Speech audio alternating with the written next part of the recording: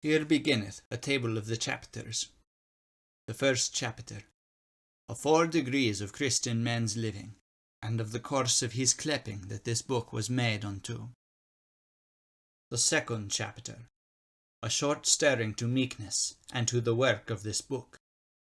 The third chapter, how the work of this book shall be wrought, and of the worthiness of it before all other works.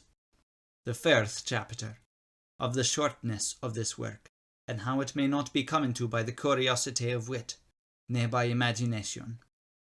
The fifth chapter, that in the time of this work all the creatures that ever have been, be now, or ever shall be, and all the works of those same creatures shall be hid under the cloud of forgetting. The sixth chapter, a short conceit of the work of this book, treated by question. The seventh chapter, how a man shall have him in this work against all thoughts, and namely against all those that arisen of his own curiosity, of cunning, and of kindly wit. The eighth chapter, a good declaring of certain doubts that may fall in this work, treated by question, in destroying of a man's own curiosity of cunning and of kindly wit, and in distinguishing of the degrees and the parties of active living and contemplative. The ninth chapter, that in the time of this work the mind of the holiest creature that ever God made letteth more than it profiteth. The 10th chapter, how a man shall know when his thought is no sin, and if it be sin, when it is deadly and when it is venial. The 11th chapter, that a man should charge each thought and each stirring after that it is, and always eschew recklessness in venial sin. The 12th chapter, that by virtue of this work sin is not only destroyed, but also virtues been getting. The 13th chapter, what meekness is in itself, and when it is perfect, and when it is imperfect. The 14th chapter, that without imperfect meekness coming before, it is impossible a sinner to come to the perfect virtue of meekness in this life. The 15th chapter, a short proof against their error, that saying that there is no perfecter cause to be meeked under than is the mind of a man's own wretchedness. The 16th chapter, that by virtue of this work, a sinner truly turned and clepped to contemplation cometh sooner to perfection than by any other work, and by it soonest may get of God forgiveness of sins. The 17th chapter, that a very contemplative list not meddle him of active life, nay, of anything that is done or spoken about him, nay, yet to answer to his blamers in excusing of himself. The 18th chapter, how that yet into this day all actives plain in them of contemplatives, as Martha did on Mary, of the which plaining ignorance is the cause. The 19th chapter, a short excusation of him that made this book, teaching how all the contemplatives should have all actives fully excused of their plaining words and deeds. The 20th chapter, how Almighty God will goodly answer for all those that, for the excusing of themselves, list not leave the business about the love of him. The 21st chapter, the true exposition of this gospel word, Mary hath chosen the best party. The 22nd chapter, of the wonderful love that Christ had to Mary, in person of all sinners truly turned and clepped to the grace of contemplation. The 23rd chapter, how God will answer and purvey for them in spirit, that for business about his love list not answer ne purvey for themselves. The 24th chapter, what charity is in itself, and how it is subtly and perfectly contained in the work of this book. The 25th chapter, that in the time of this work a perfect soul hath no special beholding to any a man in this life. The 26th chapter, that without full special grace, or long use in common grace, the work of this book is right travellous, and in this work, which is the work of the soul holpen by grace, and which is the work of only God. The 27th chapter, who should work in the gracious work of this book. The 28th chapter, that a man should not presume to work in this work before the time that he be lawfully cleansed in conscience of all his special deeds of sin. The 29th chapter, that a man should bidingly travail in this work, and suffer the pine thereof, and deem no man, The 30th chapter. Who should blame and reprove other men's defaults? The 31st chapter. How a man should have him in beginning of this work against all thoughts and stirrings of sin. The 32nd chapter. Of two ghostly sleights that been helply to a ghostly beginner in the work of this book. The 33rd chapter. That in this work a soul is cleansed both of his special sins and of the pain of them, and yet how there is no perfect rest in this life. The 34th chapter. That God giveth this grace freely without in any mean, and that it may not be come into with means. The 35th chapter. Of three means in the which a contemplative prentice should be occupied, in reading, thinking, and praying. The 36th chapter. Of the meditations of them that continually travail in the work of this book. The 37th chapter. Of the special prayers of them that been continual workers in the work of this book. The 38th chapter. How and why that short prayer pierceth heaven. The 39th chapter. How a perfect worker shall pray, and what prayer is in itself, and if a man shall pray in words, which words according then most to the property of prayer. The 40th chapter. That in the time of this work a soul hath no special beholding to any of vice in itself, nay to any of virtue in itself. The 41st chapter. That in all other works beneath this, men should keep discretion, but in this none. The 42nd chapter. That by indiscretion in this men shall keep discretion in all other things, and securely else never. The 43rd chapter. That all witting and feeling of a man's own being must needlings be lost, if the perfection of this work shall verily be felt in any soul in this life. The 44th chapter.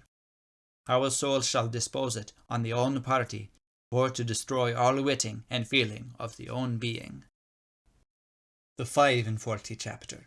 A good declaring of some certain deceits that mine fall in this work. The 46th chapter. A good teaching how a man shall flee these deceits, and work more with a listiness of spirit than with any boisterousness of body. The 47th chapter. A slight teaching of this work in purity of spirit, declaring how that on a manner a soul should show his desire unto God, and on the contrary unto man. The 48th chapter. How God will be served both with body and with soul, and reward men in both. And how men shall know when all those sounds and sweetness that fall into the body in time of prayer, being both good and evil. The 49th chapter. The substance of all perfection is naught else but a good will, and how that all sounds, comfort, and sweetness that might fall in this life, being to it but, as it were, accidents. The 50th chapter. Which is chaste to love, and how in some creatures such sensible comforts, being but seldom, and in some right oft. The 51st chapter. That men should have great warnings, so that they understood not bodily thing that is meant ghostly, and namely it is good to beware in the understanding of this word in, and of this word up. The 52nd chapter. How these young presumptuous disciples misunderstand in this word in, and of the deceits that follow in thereon. The 53rd chapter. Of diverse unseemly continuances that follow in them that lacken the work of this book. The 54th chapter. How that by virtue of this work a man is governed full wisely and made full seemly, as well as in body as in soul. The 55th chapter. How they being deceived that follow in the fervour of spirit in reproving of sin without indiscretion. The 56th chapter. How they being deceived that lean in more to the curiosity of kindly wit, and of clergy learned in the school of men, than to the common doctrine and counsel of Holy Church. The 57th chapter. How these young presumptuous disciples misunderstand in this other word up, and of the deceits that follow in thereon. The 58th chapter. That a man shall not take example of Saint Martin and of Saint Stephen, for to strain his imagination bodily upwards in the time of his prayer. The 59th chapter. That a man shall not take example at the bodily ascension of Christ, for to strain his imagination upwards bodily in the time of prayer.